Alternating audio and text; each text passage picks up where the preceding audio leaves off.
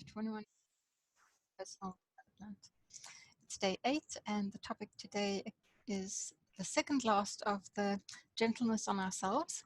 And we are talking today about trusting ourselves and having hope in our future. So we're going to start with a quote from The Gifts of Imperfection. It's a book by Brené Brown, and a very good book. I will put a link in the description that you can take a look at. Very good book, well worth reading. So Brené Brown explains hope, and it's a very interesting explanation that she gives. She uses the work, a researcher by the name of Snyder did research on hope, and so she used some of his work in her book to explain it. So she says, like most people, I always thought of hope as an emotion, like a warm feeling of optimism and possibility. I was wrong. I was shocked to discover that hope is not an emotion. It's a way of thinking, a cognitive process. Emotions play a supporting role, but hope is really a thought process made up of what Snyder calls a trilogy, and this includes goals, pathways, and agency. In very simple terms, hope happens when, number one, we have the ability to set realistic goals. In other words, I know where I want to go. Number two, we are able to figure out how to achieve those goals, including the ability to stay flexible and develop alternative routes. In other words, I know how to get there, I'm persistent, and I can tolerate disappointment and try again. And number three, we believe in ourselves. In other words, I can do this. So hope is a combination of setting goals, having the tenacity and perseverance to pursue them, and believing in our own abilities. And if that's not enough, here's something else. Hope is learned. Snyder suggests that we learn hopeful, goal-directed thinking in the context of other people. To add to Snyder's work on hope, I found in my research that men and women who self-report as hopeful are put considerable value on persistence and hard work. The cultural belief that everything should be fun, fast, and easy is inconsistent with hopeful thinking. I found this explanation by Dr. Brené Brown and the work of Snyder very interesting. When we think of hope, we often think of it as this quality that you either have or you don't have. We don't think of it as something that can be learned. That's a new idea for me and a very encouraging idea. And also, the 3 points that she put out really makes hope something tangible and something completely achievable for every single person. So let's go through those again. Setting goals, so knowing where you want to go, and cultivating a goal for yourself is possible for all of us. It's something that we can learn. Number 2, having the tenacity and perseverance to pursue these goals. Now, most of us have overcome things in our life.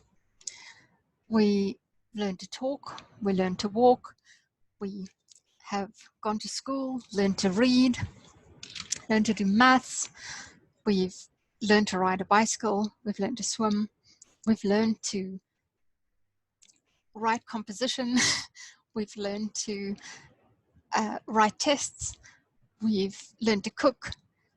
There's numerous things that we've all learned to do. And maybe some of the things on the list that I just listed, you haven't learned to do. Perhaps you haven't learned to swim, or you are actually still struggling with reading, or you have a problem that is still keeping you from not being able to do one of those things. But you have done most of the things on that list. So you do have tenacity and perseverance. You are able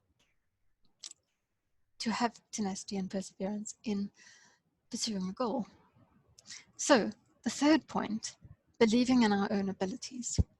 Now that's the second part of what we're going to be talking about today. And there's a very nice quote, and unfortunately I don't know who this quote is by, but I'm going to read it nevertheless. Staying positive does not mean that things will turn out okay. Rather, it's knowing that you will be okay no matter how things turn out. So this trust in ourselves is something that I would like to go directly to the dictionary definition to think about. And again, I've broken it up into 3 pieces based on the dictionary definition. And again, it's a slightly different way of thinking about trusting ourselves. But I think that there's a lot of value in this very simple way of thinking about trusting ourselves. So, according to the dictionary definition, trust is a firm reliance on the integrity, ability, or character of a person or thing. So, I want you to now ask yourself, do you trust your integrity?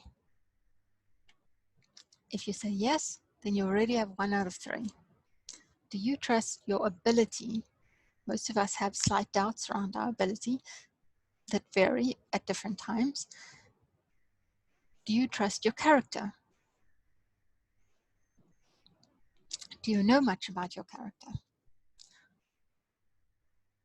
Now, depending on what you answered to those 3 questions, if you answered no, or not really, or I need to work on that, then you know exactly in what area you need to pay a little bit of attention and do a little bit of extra work for yourself.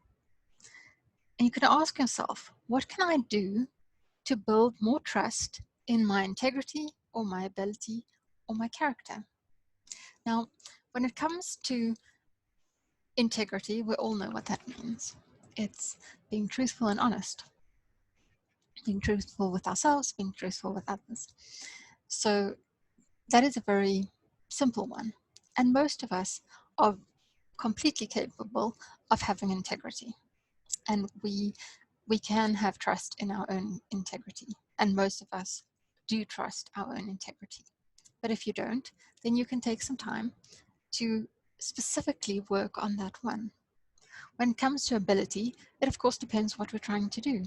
And with everything to do with ability, as we learned with a previous day's lesson, we are all able to continue learning throughout our life. As I said, the term that actually explains that in psychology is called neuroplasticity. You can Google that word if you'd like, neuroplasticity. What it basically means is that throughout our lifetime, our brains can adapt and grow and change. So we can learn new things right up till the day we die. We can adapt the thinking patterns that we have right up till the day we die. So that's very encouraging. So as far as our ability goes, we know that we can improve our ability on anything that we need to do. As far as character goes, I'd like to introduce you to a website. It's www.viacharacter.org. So that's viacharacter.org.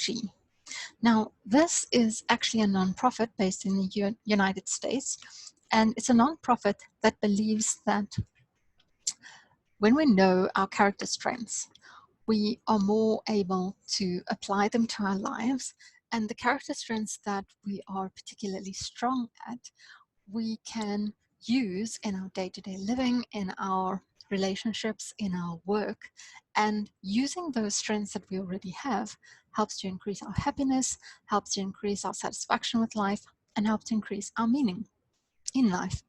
So I encourage you to go to that website. The test is completely free of charge, and they also have a number of different articles that they've written on how to use your character strengths and how to develop your character strengths and suggestions for you. So it's a fantastic resource if, when you ask the question, do you trust your character, you're not quite that level yet, that you maybe want to work on that a little bit more. It's a fantastic resource to do just that. So I want to leave you with one final thought for today. And it's a thought that incorporates all of this together.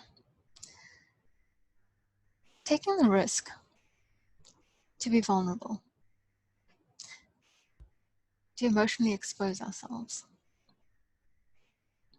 has as much to do with trusting ourselves as with trusting any other person. We don't know what other people will do or exactly how they will react in any given situation, but we can trust ourselves and trust that we can handle whatever happens, whatever the person's reaction is, and however the situation turns out. And I'd like to encourage you that you've gotten to this point in your life. You've overcome so many things already. So I believe that you can have hope in your future and that you can trust yourself. And with these tools, please watch this video again, take some notes. With these tools, you now have steps on how you can actually do this. I hope you enjoyed this. We'll see you again tomorrow. Bye-bye.